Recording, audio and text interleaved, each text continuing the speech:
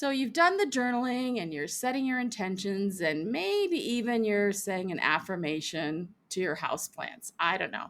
But suddenly you're spiraling. So in this episode, Jennifer and I are going to explore the doubt spiral, that really familiar moment when a tiny fear snowballs into a full blown existential panic. Is it a doubt, a manifestation block, or is it your brain protecting you from a bad decision? Welcome to Manifest This, Believer versus Skeptic. Hello, Jennifer. So, what are we going to get into today? Right. Okay. Well, we're digging into what happens when doubt takes the wheel and whether it's a detour, a disaster, or actually a necessary part of the manifesting process. Okay. So, and of course, I'm going to challenge you all the way because you're the believer and I'm the skeptic. And I don't know, bad decisions, something to think about. Okay. Okay. So, where are we going to start? Well, why don't we start with defining what a doubt spiral is? And I'm sure that you've got a definition for me already worked out. I think probably it's that emotional pattern that we get when one doubt starts to trigger another, and then everything starts to feel a little bit shaky. And full disclosure, on Sunday, I had a complete and utter doubt spiral, and I was in the hole. And I Okay. know that I had to do a few things to get out of it, but I'd be interested to hear some strategies around it. Do you feel comfortable sharing about your hole? Because I think that it is comforting to me when you don't have to go into the total specifics, but like, what does a hole mean to you? What happened to your body? How did you feel? What happened next? Like, can we talk about that a little bit? Yes, you'll get me to talk about it a little bit. So, well, obviously my arms have been not cooperating as a result of that and the healing process. And I know, being under anesthetic twice in 6 months has an effect on the brain and the body, but also, not being able to work out the way I did, not getting the exercise, not feeling confident walking. And, those little things, one on top of the other, not being able to unscrew a top on a jar of pickles because I don't have the grip strength and I Hmm. live on my own. So I don't have anybody to say, hey, can you open this for me or pick this up for me? Was that part of it too? Like, not only do I have two broken arms in the last 6 months and I can't do things for myself, but oh, yeah, by the way, I also live by myself. And I'd love it if there was somebody else here in my life that could help me through these challenging times. Like, did it go there? That I mean, it what started to happen was the spiral. Like first it was just a little thing, and Right. then it got deeper, and then it got deeper, and then it Yeah. got deeper. To Yeah. the point where, I had a few things that I wanted to do on Sunday and I couldn't. Right. And so you sat on the couch and ate bonbons and watched Star crack Trek. TV. Right. Star Trek. Okay.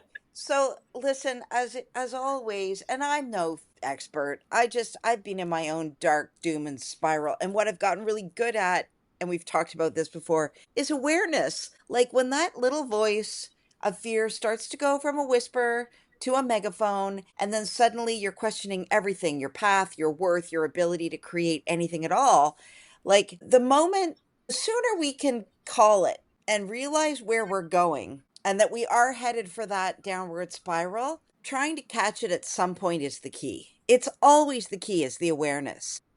Mhm. Funny little sidebar story though about the jar and the frustration there. When I was in India, at the oldest ashram in the world where the birth of yoga took place in Rishikesh, India. We all got these bracelets and they were beaded and they were from the temple and we all loved them, but they were a bugger to put on. And we all wanted to save the integrity of the bracelets, so we would take them off before we went to bed, and then the next day we'd try to put these stupid things on by ourselves. And one day I was in the yoga room waiting for our yoga to start, and I was struggling with my bracelet. And one of the other yogis came over to me and said, use that time as a meditation. And so, as long as it takes you to put on that bracelet, just recognize you're focusing on the bracelet, which means your mind is not somewhere else, and use the time of deep concentration to try to get. We've all had that moment, right? Where we've tried to get the thing in the thing. Like, use the moment for purpose instead of for a tragedy. Use the moment of the jar. Work meditatively on opening it, because as you slow your body down and you get out of that chaotic tornado, that's actually when the jar will open, right? It's when we get chaotic and then we say, oh, we throw it away and we say, I'm done with this. And then the next thing you're a worthless, spineless human being. So I don't know whether that helps at all, but just in that moment of recognizing we're frustrated with doing something physical, if we could only just turn that into, and now I do all the time. If I'm struggling to get on a necklace, I remind myself, Jennifer, use this as a moment for focus and for concentration and for clarity. Mm-hmm. Interesting. Okay. So, what I will say is, what I've come to faster is to not resist the spiral a little bit, because Oh, I'm someone who soldiers on. Like, I would have just, 6 months ago, I would have just sucked it up, laid it down, and probably just hived it off into a little box in the back of my head and ignored it. But I decided that I was going to have a little bit of a pity party, and I was going to feel the feelings. good. And I was going to recognize, yes, have been in a crappy place, but I've also made progress. Yeah. So I did the recognizing of all that. I watched a couple of episodes. I sat on the couch. I took a few naps. And then when I woke up a few hours later, or sort of not even just physically waking up, but woke up out of the stupor of what I was in, it was like, okay, what have you done over the last 6 months that has given you progress? I mean, that's a really great tip as well that I often utilize, and I think we underestimate the power of sleep. Like, sometimes if I'm having a really crappy day, and let's face it, we all have them, and the idea here is not to ignore the feelings. The more we can sit in the feelings and go, "Oh, how does that make me? What's actually going on in my body when that shitty thing happens?" If you can actually put yourself to bed, like if I'm having a crappy day, I will say to myself, Jennifer, you need to shut this day down and start fresh tomorrow. And that's exactly what I do. And even if it's 6:30 at night right after dinner, I go to bed. I shut it down, because the minute you're sleeping, you are in that beautiful state of, all things are great again. And when you wake up in the morning, depending on what it was that caused you to be so upset, sometimes that doesn't go away, like grief or physical pain, or heartbreak. It doesn't go away. But if you can cut the severity of it by taking a nap or going to sleep, I use that tool all the time. I think the other piece too is who's imposing these deadlines. And often my deadlines and my drive and my feeling of obligation are imposed by me. And Yeah, so it's all sometimes, imposed by you. it's like, you know what, Sharon, you don't have to do X today. The laundry can wait another day. The coffee you might have arranged with a friend, they'll totally understand. No, and I'm not flaky at all, but sometimes it's like I just have to cancel. I don't have the energy to be on point, vivacious, and present with that other human being. I just need to be there for me. Totally. And so, getting back to the whole point of the podcast, we're talking about how do we bring the good things into our life. You just said, I don't have the energy to do XYZ tonight. This is an energy game, people. And so, if we're in a downward spiral, regardless of what got us there, our main job is to get back to feeling good energy, because feeling good energy brings in feeling good things, which causes more feel good feels, blah, blah, blah, blah, blah. So, the downward spiral is fine. It happens to all of us. The key is, what are the things that you need, I need, she needs, he needs to get us out of that spiral quicker, sooner than later, so that we get back into the good vibes, so that we can continue to attract the good vibes. Sure, but I would argue that sometimes spending a little bit of time there, I'm not saying weeks, but sometimes a little bit of time there for some people like me is the time where I can actually get some rest. Totally agree. And I'm not sorry if that came across as being discrediting of that time. I've had those times too. They've lasted months sometimes. But now I know better, right? Like now I know not to sit in that doom and gloom as long as I allowed myself to in the past. And it came from growing and learning. But Sure. now when something bad happens, I know. Cry your tears, Jennifer, but let's get back to the program here. And the program is feeling good. So sometimes being in doubt for a little bit of time is actually protective to a Yeah. person. And Yeah. that way, they avoid having too much magical thinking or blind optimism.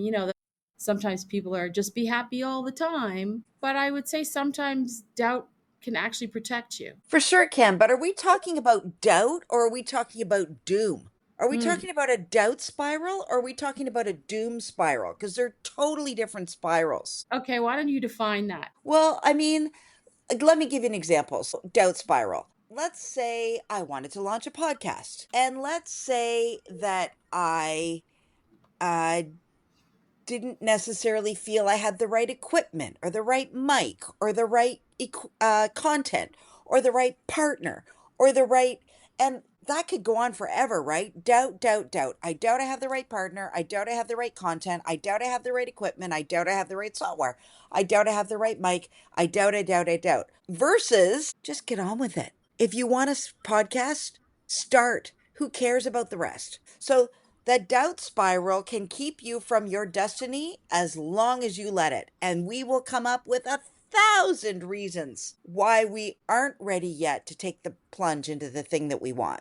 So that's what I call the doubt spiral. Does that make sense? That makes sense. And the A doom? doom spiral to me is I would like a podcast and I don't have the right equipment, but I'm not a good enough anyway, and I'm probably worthless. I have nothing to say, and so nobody would like me. Everybody hates me. I'm going to the garden to eat worms. Like that's a doom spiral to me. That's no Right. longer about my doubt about my physical equipment or my readiness. It's about my worthiness as a human being to show up in something that I really want to do. Okay, so I think we're talking more about doubt, not doom. Okay, good, because they can both affect us, and I've Yeah, been in both. right. Sure. Okay. So isn't doubt sometimes just telling you from an intuition perspective that something's just off? No, I think doubt is the universe testing you and saying, Are you sure you really want this? Because there's going to be hard work and you're going to get pushed down. And I'm testing you, and I'm testing you, and I'm testing you because I need to know if you're strong enough to get this thing you say you want. And that doubt spiral, it can keep you exactly where you are for the next 50 years. Okay. So how realistic is it to have this unwavering belief? That sounds like it's really hard to sustain. The confidence, What do you mean the confidence? what's hard to sustain? Manifestation seems to me as having this unwavering belief. And it sort of seems like if you're having some doubt spirals every once in a while, being positive all the time and not doubting seems like it's really hard to maintain that all the time. So don't make the mistake of thinking that people that manifest great things in their life don't have doubt spirals. We do. But I believe I'm a master manifester. And what makes me a master is I get over it quickly. And is it easy? No. 30 years. I wish you could see my book stack. I wish you could see my morning routine. This is one of the things that drives me nuts. People want it, but they're not prepared to do the work. It's like me saying, I want a great body. I want to be I'm just saying this to illustrate. I want to be a size 4 with a ripped six pack, but I never hit the gym, and every night I'm into the jujube jar, which I am, by the way. Like, if you want something, you have to embody the version of the person that you say of what it is that you want. So if I'm not being healthy, how can I claim health? It's not being about positive all the time. I'm not trying to cast that glowy, airy, because it's not. That's where we end up in like serious depression problems. What I'm saying is we have to find ways through reading, writing, affirmation, yoga, exercise, visualization, walking in nature, looking at trees, enjoying hummingbirds. We have to find ways to elevate our energy to keep us in that manifesting the things we want category. Because remember, you're always manifesting. And if you're manifesting in Okay. that lower energy, you will bring the lower energy things. So here's, I mean, I remember hearing this when I was younger from an old auntie of mine who said, appreciate the valleys because the peaks will be so much sweeter. Is there some good energy in some of these valleys? Absolutely.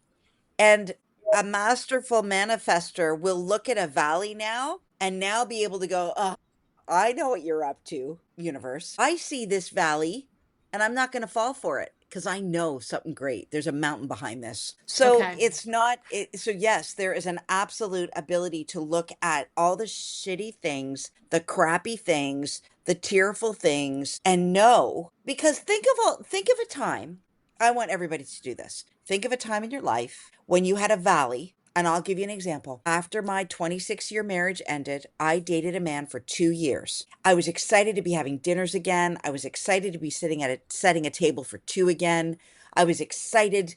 I was excited. But there were 1,000 red flags. Mm-hmm. Okay? There were so many red flags that the final red flag I went, And so I marched over and I called him on the red flag and he said, Jen, I just don't love you. 2 years later.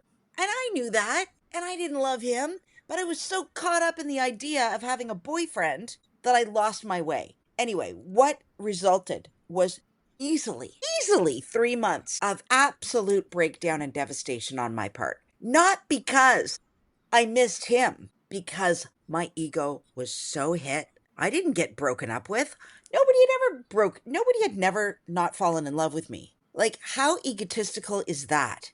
And so my ego was so blown and hit, I cried in my pillow for easily 3 months, and probably six if I'm being honest. That valley, I now look back on and go, whoa, the love of my life showed up a year later. I'm not following the doubt spiral with that. You know, all the doubts that you have in yourself Oh, and yes, for sure. Absolutely yeah, 100%. yeah.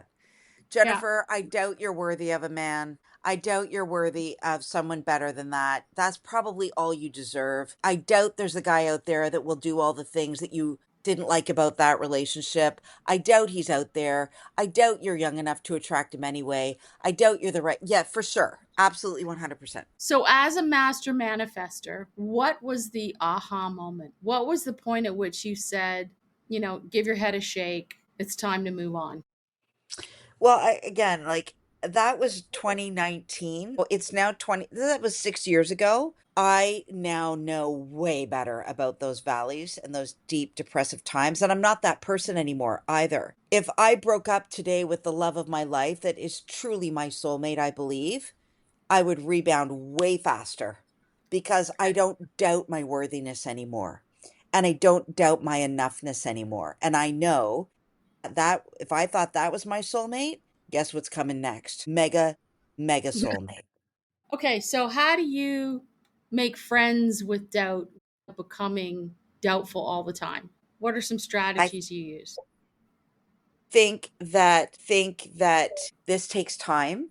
I think it takes real effort. But what I will say is if you put the time into eliminating this what we're really talking about is self-worth here, right? If you felt worthy and enough all the time, you'd never have any doubt. You would tackle everything with this idea that you've got it, you can do it, you are it. Like if we built up self-worth and self-esteem, I doubt we'd experience doubt. So that's one of my tools. My tools is to get yourself into the self-help book section of a bookstore or online. And if you're nervous about that, wear a mask. Like if you're let's start working on the self. So Okay. books, if I'm spiraling, I put on a Neville Goddard video. It immediately makes me feel better.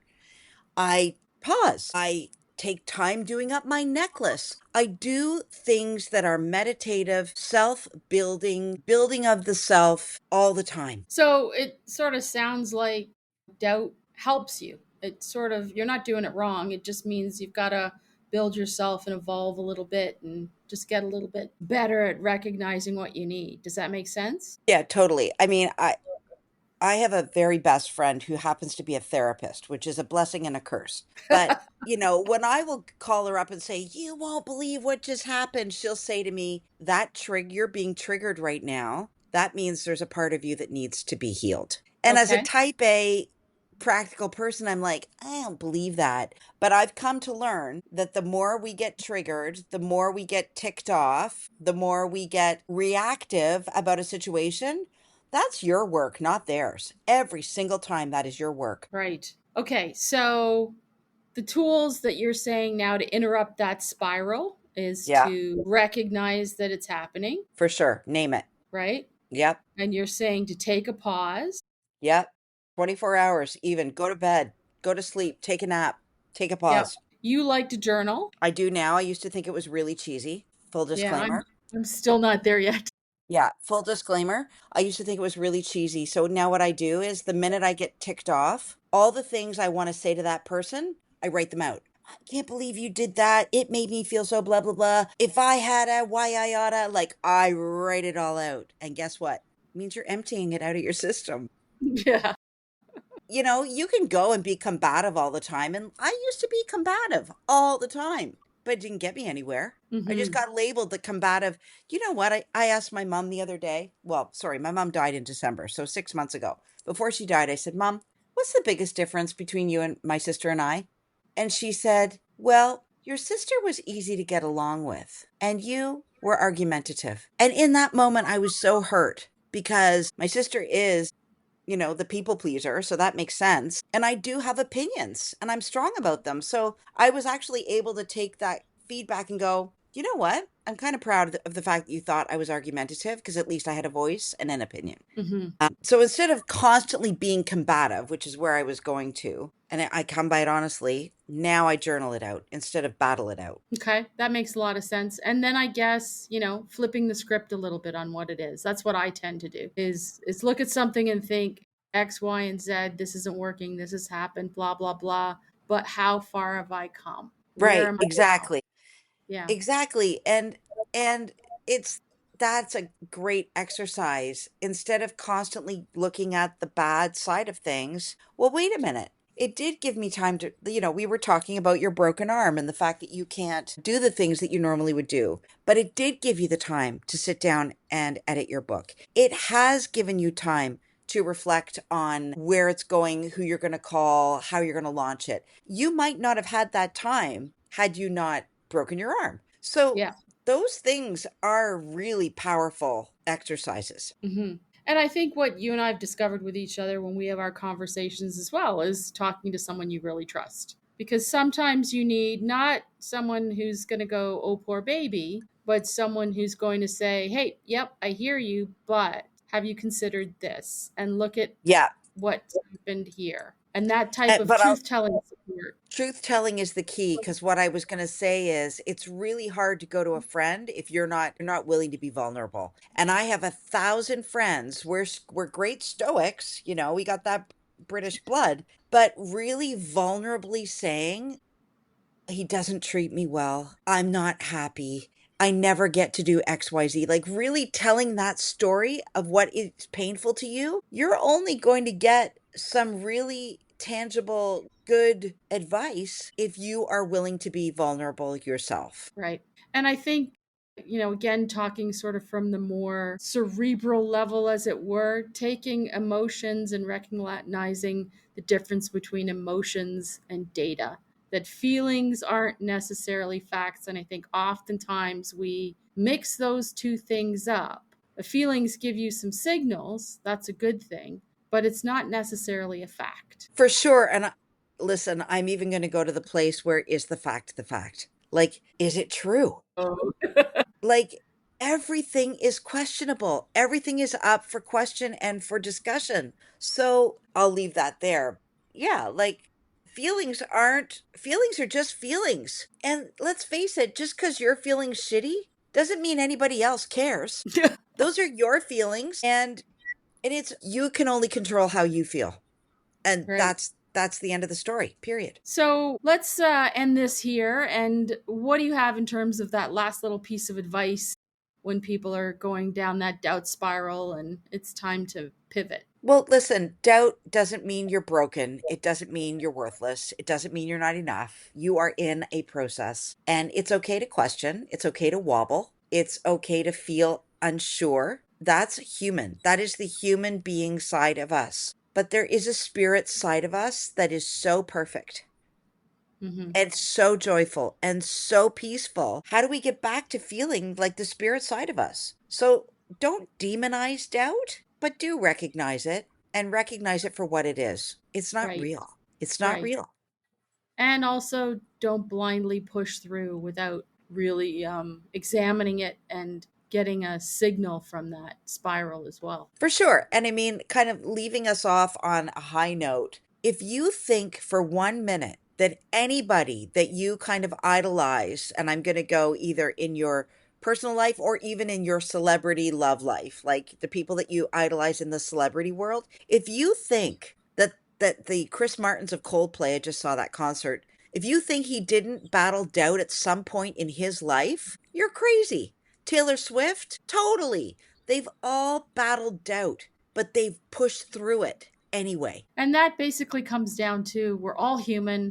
We all have these experiences. And I think we just sort of go through our day to day and trust the process and trust the opportunity to connect with other human beings to get that kind of support. Yeah, for sure. And again, this is a podcast about manifestation. And so we need to remember that the reason this topic is important is because those feelings of doubt and unworthiness, sorry, are not the vibes we want to be in. We've got to find ways to raise the vibe out of doubt to get all the Correct. things we want. Got it. Okay, well, thanks, Jennifer. This was a great podcast. And thanks to the listeners for joining us on Manifest This Believer versus Skeptic. If you want to get in touch with us, you can connect us via email or leave us a note on your podcast. Thank you very much, and we'll talk to you next week.